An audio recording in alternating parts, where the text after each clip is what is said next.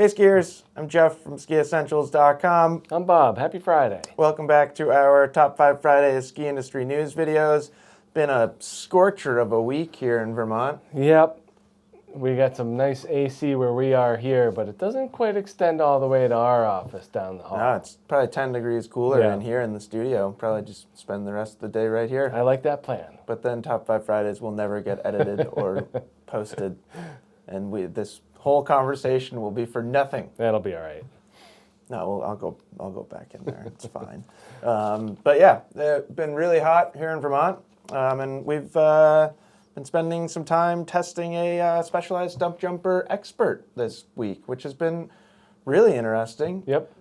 Kind of a learning experience, not necessarily like a learning experience on like learning about the bike. I suppose we are learning about the bike. More of a learning experience and what it's like to put together a bike review. Totally, and there's so many out there. Bike reviews. Yeah. You know, you can really get pretty deep into the bike review content. And, you know, I spent some time watching, you know, getting to know different channels and stuff like that, and it's amazing. It's amazing what's out there. No, it's super cool. I think like maybe one of the coolest things about bike reviews and bike content in general is there's so much of it, and it covers like a really big range of ability levels. Yeah. Like you've got like kind of like new mountain bikers reviewing bikes, and then you've got like full-on pros reviewing bikes, and it's very interesting. I think it's a very healthy situation for content and informative stuff in the bike world. Totally. So maybe we're just wasting our time because there's a lot out there. But it has been fun, and we're going to put out that review early next week. And yeah, really curious to see what people think of it. And I think as we said in the review itself, fully open to feedback. Right. If you want to just tell us that we're idiots and have no idea what we're talking about, go for it. I expect a few stick to skiing comments. Rightfully so, perhaps. Yeah. Anyways, with that said, I think we can get right into the week's news, and quite a robust week of ski news. Yep. So first off, we have a 5-year plan from the FIS. Kind of aligns with basically all the news that we've heard of kind of the new direction that the organization is trying to go in, but still pretty interesting. Full comprehensive document that was released to the public this week, so you can go through links and find that whole document if you want to read through it yourself. But some of the highlights is a heightened focus on broadcasting and increasing global visibility. That's really something that we've talked about quite a lot. And going forward, especially for those of us in the United States, it should be much easier to stream all the races regardless of your geographic location, which I think is great. Yeah, I mean, that's a huge complaint. Huge complaint. Like, I just want to sit down and watch the race on TV. Yeah. Like, how hard can that be? Right. Like, to the point where throughout the season, like, Michaela Schifrin will, like, do her own social media posts being like, I'm sorry, I'm working on it. Yeah. We want this to be better so you guys can watch. Yeah. So, looking forward to that. And then this is a little bit more information than we've received before. There was specifically talks of modernizing their media, which would include things like virtual 3D graphics, a lead ghost skier, Love like it. Video game style. Yeah. I thought that was super cool. Would be awesome. That would really give you a great sense of like where they're gaining and losing ground. Yeah. Like right now they kind of have that live, like just a line graphic where you can see them catching and then dropping back. But I think a ghost skier would just be so cool. And then potentially like athlete biometrics too, like heart rate, G-forces that they're generating. It's like if putting a carve system into their stuff. Probably a smaller carve system that wouldn't make their boots hurt as much. Yeah, I think like it's a technological sport, and they should run with it. Yeah, so I think that's really cool. Also, they want to create a better path and platform for the skiers and the athletes to create their own content. So just kind of create a better culture surrounding content and how athletes are reaching their fans. Yeah, and I think the fans and the general skiing public is pretty voracious in wanting to consume that. So I think they should You know, if it works for them, they should give it to them. Plenty of demand. Yep. And then we also got some insights into kind of what they're planning on doing with the Freeride World Tour. They kind of acknowledged and like even praised the Freeride World Tour for being a very well-run or successful organization, which I think was like a cool place to kind of start. And then I wrote down a quote here, which I thought was very interesting. Integration into the FIS discipline and event framework will be undertaken thoughtfully and respectfully. Excuse me. So kind of further acknowledging, like, yeah, you've got your scoring system and your judging system. It works. We don't plan on just screwing this up. No, and it makes sense that they would. You know, you should be able to buy something that works and just not stick your foot in the middle of it. Totally. Like, that should be easier. Yeah. Yeah, and I'd say overall they've done a good job with park skiing in that sense too. Like, they didn't just take it and like fully kind of cannibalize what park skiing is. Right. Like, slopestyle still looks like slopestyle. The scores still generally make sense to me. But I thought that was interesting, and that's really all I pulled out for highlights. Again, if you want to read through the whole document, you can find it in the links in the written article. And then second topic of the week, the Little Cottonwood Canyon gondola saga continues. I've learned a lot about the gondola situation over the past few years. As you all probably know, I've gone from heavy pro gondola to kind of learning and respecting the opinions of local people out there, and now I'd say I'm more leaning towards their side of like, the gondola probably doesn't make sense. But anyways, the Wasatch Front Regional Council approved a regional transportation plan that includes the Little Cottonwood Canyon gondola proposal. Bob, I love the way that you kind of voiced this earlier, that they did too good of a job. Yeah, it's a classic blunder.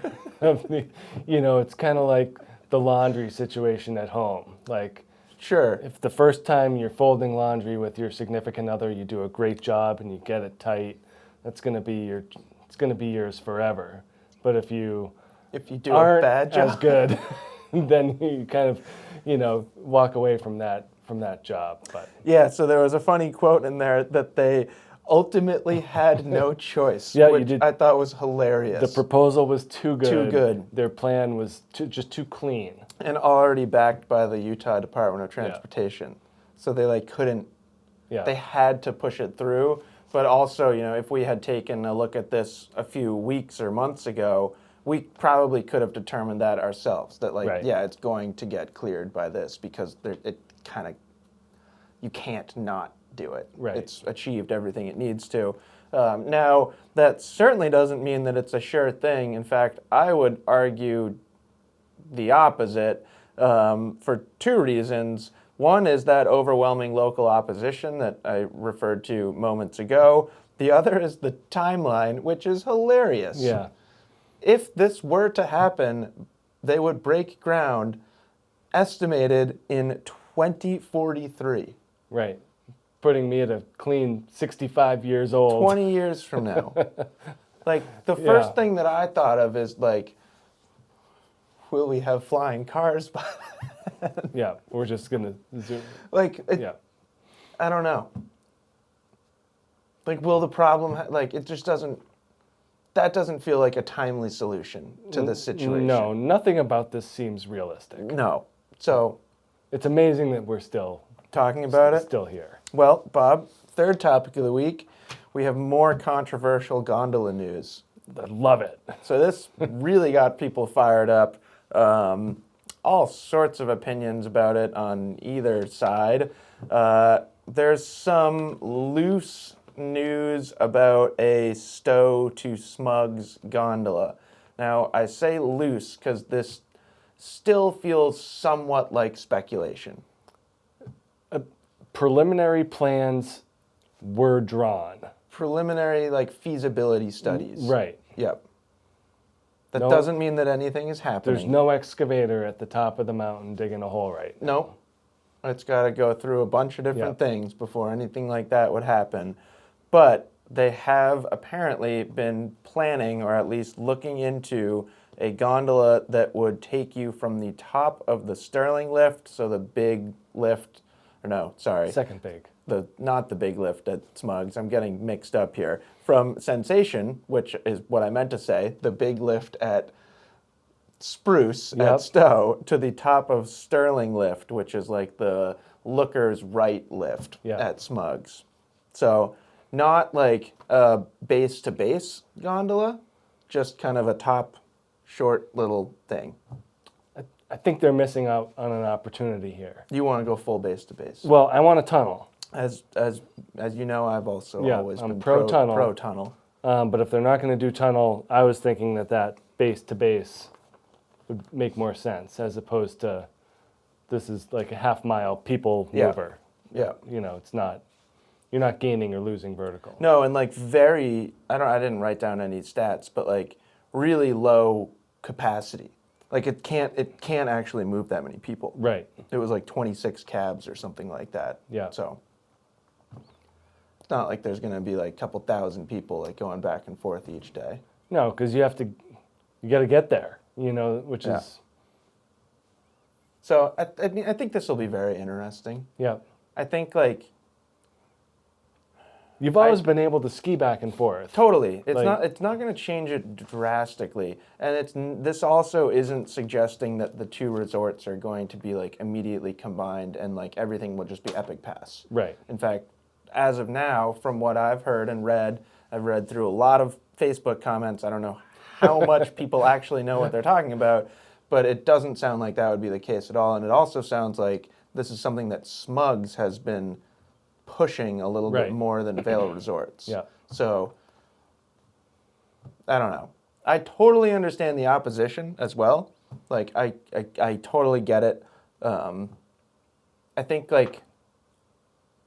it's also, you know, this is a theme that we talk about here every once in a while. I think change just makes people uncomfortable.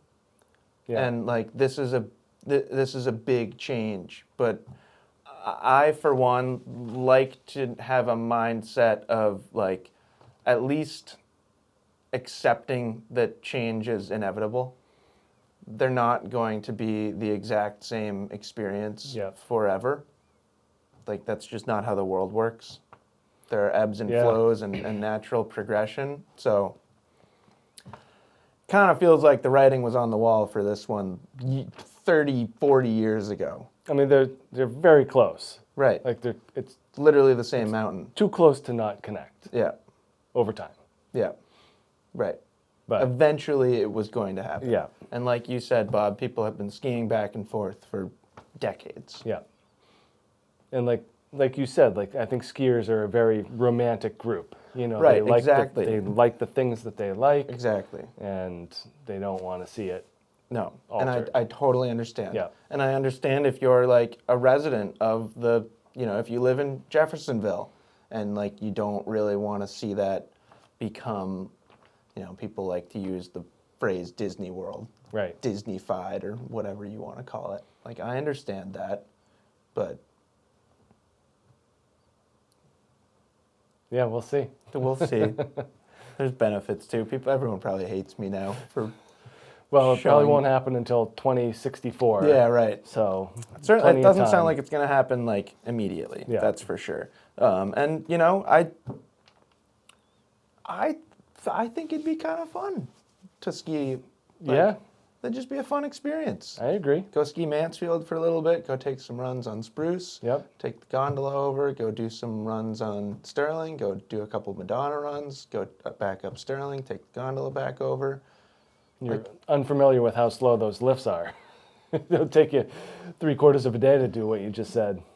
That was a full day. That was me describing my full day. Well, no, you could start all the way down at Toll House, and all the way over to bottom of Smuggs, and all the way back, and you've basically skied like 15 miles. Right. It's pretty cool. I think I don't know. It'll be interesting to see what happens. Yeah. But if you're feeling really pessimistic about it, I personally would encourage, you know, just like an ounce of optimism. Yeah.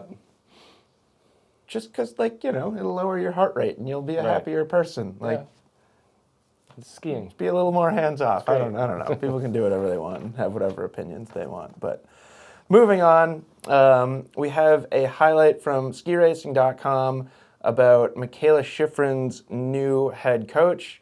I looked up pronunciation, and I feel like people are going to be mad that I don't get this right because I'm just assuming I don't get it right. I'm going to go with Karin Harjo. Okay. And forgive me for not knowing as much about this woman as I should, because she has had a prolific career as a ski coach, and I really enjoyed kind of reading through her story. Just some highlights from 2015 to 2017. She was the assistant coach on the U.S. women's technical team. So, you know, been working with Michaela Schifrin for a long time. Yep. And then from 2018 to 2022, she was the assistant for the women's speed team. And then most recently was the 2022-2023 Canadian head coach. So whole organization, which was a major development. And now she is Michaela Schifrin's coach. And locally, her old coach, Mike Day, is now with Mount Mansfield Academy here in Stowe. I always point the wrong direction. I always, everything's that way. You got it. I just, for some reason, feel like the mountain's that way when I sit here. Yeah. But yeah, I thought that was interesting. So he's now the coach of our local program. Yep. So head on over to skiracing.com and check that out. They always do a really, really good job. And then lastly, we have our edits of the week. We've got 4. I can't wait to get to the pronunciation of the second one. But first up, we have Jib League Season 1, Episode 3, like 35 minutes long, the official broadcast. I'm really glad that the Slush guys are doing this. I think it's awesome. I love just kind of the, like, it's mostly just uncut skiing. Right. Nothing fancy about it. I mean, skiing's fancy, but like the production value, it's just showing tricks, which I think is awesome. And then I don't know why they always do this to me, Bob, with these names. Before I attempt this, let's get this guy's views and subscribers up a little bit. When I looked, this video had 94 views. That's a little low. And this individual has 262 subscribers. So if you're watching this, go check out 4 seasons from Finbar Doig. Spell the last name. D-O-I-G. Yeah. Doig? Doig? Oh, that's probably it, isn't it? I don't know. Doig is fun to say, though. But no, check that out. Phenomenal skier, and I had never heard of him, obviously. And then third edit of the week, we have Sickos. The average skier tries a 100-foot Red Bull jump edit, which was pretty entertaining. Yeah, I would have said that this guy was above average. He's definitely above average. Yeah. Which I understand the logistics of taking average, right? And like what I consider average, and setting him off a huge jump. Like an intermediate skier who skis 10 times a year. Yeah. Yeah. Bad idea. A bad idea. Yep. So a little leeway on the. That's a trip to the hospital. On the average. For sure. Yeah. I also asked why I didn't get invited to this, and you said because that would be really boring. Right, you're above average. Like I want to see. I just wanted to go hit the jump. So Red Bull, if you want a washed-up 37-year-old to see what he does on a 100-foot jump. No, I think you got to go lower to make it more interesting.